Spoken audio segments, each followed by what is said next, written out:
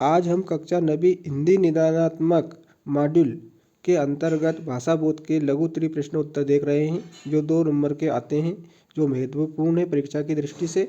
इसमें पहला प्रश्न है, निपात शब्द क्या है, लिखिए। तो इसका उत्तर दे रखा है, वे अव्ययी जो किसी वाक्य या बात पर विशेष बल देते हैं निपात शब्द कहलाते हैं। उदाहरण है मात्र, तक, भी, ही, तो आदि। तो निपात शब्द किसे कहते हैं और उदाहरण यहाँ पर आपको दे रखा है। हिंदी निदानात्मक मॉड्यूल में 84 पेज पर यह प्रश्न दे रखा है। उसके बाद में 85 पेज पर जो दूसरा प्रश्न है, भाषा बोध का महत्वपूर्ण जो परीक्षा में पूछा ही जाता है, संधि की परिभाषा एवं प्रकार लिखिए। तो जब 2 या 2 से अधिक वर्णों के मेल से जो विकार उत्पन्न होता है उसे संधि कहते हैं। संधि के 3 प्रकार होते हैं, स्वर संधि, व्यंजन संधि, विसर्ग संधि। उसके बाद में तीसरा प्रश्न है, मुहावरे एवं लोकोक्तियों में अंतर लिखिए। तो मुहावरे एवं लोकोक्ति में 2 अंतर। मुहावरा वाक्य का अंश होता है, जबकि लोकोक्ति अपने आप में एक पूर्ण वाक्य होती है। यह पहला अंतर हो जाएगा। दूसरा है, मुहावरों में लक्षणा शक्ति होती है, जबकि लोकोक्तियों में व्यंजना शक्ति होती है। तो मुहावरों में लक्षणा और लोकोक्ति में व्यंजना शब्द शक्ति होती है। उसके बाद में तीसरा प्रश्न दे रखा है, समास की परिभाषा एवं प्रकार लिखिए। जब 2 या 2 से अधिक पदों के मिलने से एक नए शब्द की रचना होती है तो इस क्रिया को हम समास कहते हैं। समास के 6 प्रकार होते हैं, अव्ययी भाव समास, तत्पुरुष समास, द्वंद्व समास, द्विगु समास, कर्मधारयी समास, बहुव्रीहि समास। तो समास एवं समास के प्रकार। उसके बाद में अगला प्रश्न है, तत्सम शब्द क्या होते हैं, उदाहरण सहित लिखिए। तो इसका उत्तर, जिन शब्दों को संस्कृत भाषा से बिना किसी परिवर्तन या बदलाव के हिंदी भाषा में उपयोग किया जाता है उन्हें तत्सम शब्द कहते हैं। तत्सम शब्द संस्कृत भाषा के ही शब्द होते हैं। उदाहरण अग्नि, कृषक, सूर्य, चंद्र, शाख, मृत्तिका आदि। ये तत्सम शब्दों के उदाहरण हैं और तत्सम शब्द हैं। उसके बाद में अगला प्रश्न है, संधि एवं समास में अंतर लिखिए। तो संधि एवं समास में 2 अंतर। पहला अंतर दे रखा है, संधि में 2 वर्णों का मेल होता है, जबकि समास में 2 या 2 से अधिक पदों का मेल होता है। तो संधि में वर्णों का होता है और समास में किसका होता है, पदों का या शब्दों का। उसके बाद में दूसरा अंतर दे रखा है, संधि 3 प्रकार की होती है, जबकि समास 6 प्रकार के होते हैं। उसके बाद में तीसरा अंतर दे रखा है, संधि को तोड़ना संधि विच्छेद कहलाता है, जबकि समास को तोड़ना समास विग्रह कहलाता है। संधि को तोड़ना संधि विच्छेद और समास को तोड़ना समास विग्रह कहलाता है। अब हम काव्यबोध हिंदी व्याकरण के लघु उत्तरीय प्रश्न उत्तर देख रहे हैं, जो परीक्षा की दृष्टि से महत्वपूर्ण है, जो पेज नंबर 71, 72 और 73 पर दे रखे हैं। तो पहला प्रश्न है, पंडित जगन्नाथ के अनुसार काव्य की परिभाषा लिखिए। तो पंडित जगन्नाथ के अनुसार काव्य की परिभाषा इस प्रकार है, पंडित जगन्नाथ के अनुसार रमणीय अर्थ प्रतिपाद का शब्द काव्यम, अर्थात रमणीय अर्थ का प्रतिपादन करने वाले शब्द को काव्य कहते हैं।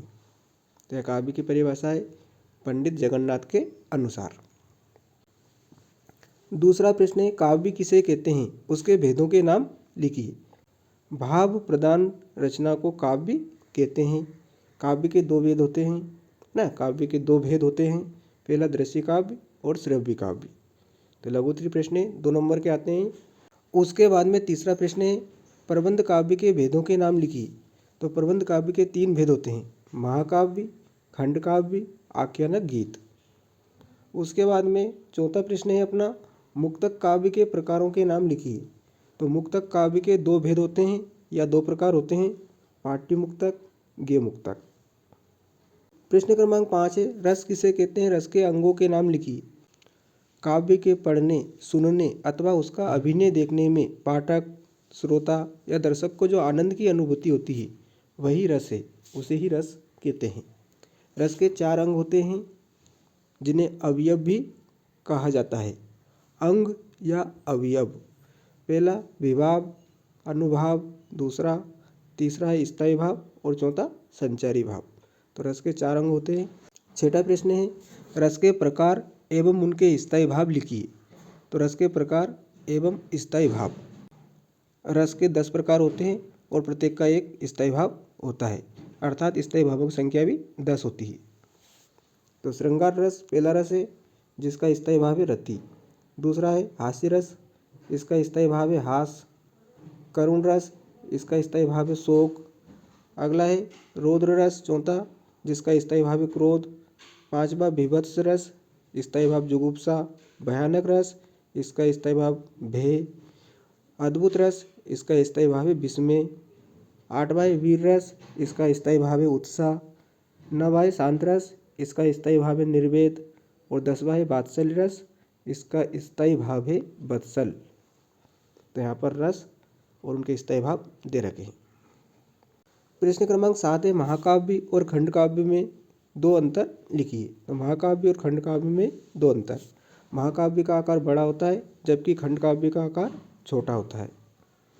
महाकाव्य में पात्र अधिक होते हैं जबकि खंड काव्य में पात्र कम होते हैं।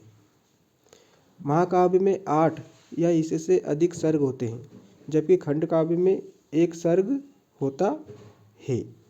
तो 3 अंतर दे रखे हैं आपको, महाकाव्य और खंड काव्य में 3 अंतर। यह प्रश्न भी बहुत ही महत्वपूर्ण है, परीक्षा में पूछा ही जाता है। प्रश्न क्रमांक 8, मात्रिक छंद किसे कहते हैं? किसी एक मात्रिक छंद का नाम लिखिए। तो जिन काव्य रचनाओं में मात्राओं की गणना की जाती है उन्हें मात्रिक छंद कहते हैं। एक मात्रिक छंद का नाम दोहा, सोरठा, चौपाई। तो दोहा, सोरठा और चौपाई ये मात्रिक छंद हैं। इनमें से आप एक नाम लिख सकते हैं या तीनों लिख लो, आपको याद रहेंगे। दोहा, सोरठा और चौपाई ये मात्रिक छंद के उदाहरण हैं। अगला है वर्णिक छंद किसे कहते हैं? किसी एक वर्णिक छंद का नाम लिखिए। तो जिन छंदों में केवल वर्णों की गणना की जाती है तथा वर्णों की संख्या के आधार पर छंद का निर्धारण किया जाता है उन्हें वर्णिक छंद कहते हैं। एक वर्णिक छंद का उदाहरण है सवैया, दुर्मिल, सवैया। तो ये 2 उदाहरण दे रखे हैं आपको, एक उदाहरण आप अच्छे से याद कर लें। तो वर्णों की गणना की जाती है और वर्णों के आधार पर छंद का निर्धारण किया जाता है, वर्णिक छंद कहलाते हैं। सवैया वर्णिक छंद है। 10वां प्रश्न है पाठ्य मुक्तक एवं गेय मुक्तक में अंतर लिखिए। तो पाठ्य मुक्तक एवं गेय मुक्तक में अंतर। पाठ्य मुक्तक विचार प्रधान होते हैं जबकि गेय मुक्तक भाव प्रधान होते हैं। पाठ्य मुक्तक को पढ़ा जाता है जबकि गेय मुक्तक को ले के साथ गाया जाता है। तो 2 अंतर यहाँ पर पाठ्य मुक्तक और गेय मुक्तक में दे रखे हैं। उसके बाद में अगला प्रश्न है छंद की परिभाषा एवं उसके भेदों को लिखिए। तो काव्य शास्त्र के नियमानुसार जिस कविता या काव्य में मात्रा, वर्ण, यति, गति, लय, तुक आदि का विचार करके शब्द योजना की जाती है उसे छंद कहते हैं। छंद के मुख्यतः 2 भेद होते हैं। मुख्य रूप से छंद के 2 प्रकार होते हैं, मात्रिक छंद और वर्णिक छंद। प्रश्न क्रमांक 12 है रूपक अलंकार की परिभाषा उदाहरण सहित लिखिए। तो काव्य में जहाँ उपमेय में उपमान का आरोप होता है उसे रूपक अलंकार कहते हैं। काव्य में जहाँ उपमेय को उपमान का रूप दे दिया जाता है उसे ही हम रूपक अलंकार कहते हैं। उदाहरण चरण सरोज पकारन लागा, चरण सरोज पकारन लागा, ये उदाहरण हो जाएगा रूपक अलंकार का। उसके बाद में प्रश्न क्रमांक 14 है उपमा अलंकार की परिभाषा उदाहरण से लिखिए। जहाँ किसी वस्तु या व्यक्ति की किसी अन्य वस्तु या व्यक्ति से समान गुण धर्म के आधार पर तुलना की जाए या समानता बताई जाए उसे उपमा अलंकार कहते हैं। वहाँ पर उपमा अलंकार होता है। उदाहरण दे रखा है सीता का मुख चंद्रमा के समान सुंदर है। उसके बाद में प्रश्न क्रमांक 13 है अपना दोहा छंद की परिभाषा उदाहरण सहित लिखिए। तो दोहा एक अर्ध सम्मात्रिक छंद है। इसके 4 चरण होते हैं। इसके पहले और तीसरे चरण में 13-13 मात्राएं होती हैं। दूसरे और चौथे चरण में 11-11 मात्राएं होती हैं। अंत में गुरु लघु होते हैं। इसी को दोहा छंद कहते हैं। तो दोहा अर्ध सम्मात्रिक छंद है, 4 चरण होते हैं। पहले और तीसरे में 13-13, दूसरे और चौथे में 11-11 मात्राएं दोहा छंद में होती हैं। तो दोहा छंद की परिभाषा हो जाएगी। तो उदाहरण भी हमें इसमें लिखना था, तो जगह इसमें बहुत कम है। उदाहरण आप देख सकते हैं दोहा छंद का इस प्रकार है। दोहा छंद का उदाहरण, यह प्रश्न क्रमांक 13 का उत्तर है। उदाहरण हमने यहाँ पर लिख रखा है आपके लिए। रहीमन पानी राखिए बिन पानी सब सून, पानी गए ना उबरे मोती मानस चून। तो यह दोहा छंद का उदाहरण है। इसे आप अच्छे से याद करें। दोहा छंद की परिभाषा और उदाहरण, ये प्रश्न भी परीक्षा में पूछा ही जाता है लगभग। तो आज हमने भाषा बोध और काव्य बोध कक्षा 9 हिंदी व्याकरण के महत्वपूर्ण लघु उत्तरीय प्रश्नोत्तर देखे। वीडियो को अधिक से अधिक शेयर करें, लाइक करें, और अगर आप चैनल पर नए हो तो चैनल को सब्सक्राइब जरूर कर लें। धन्यवाद।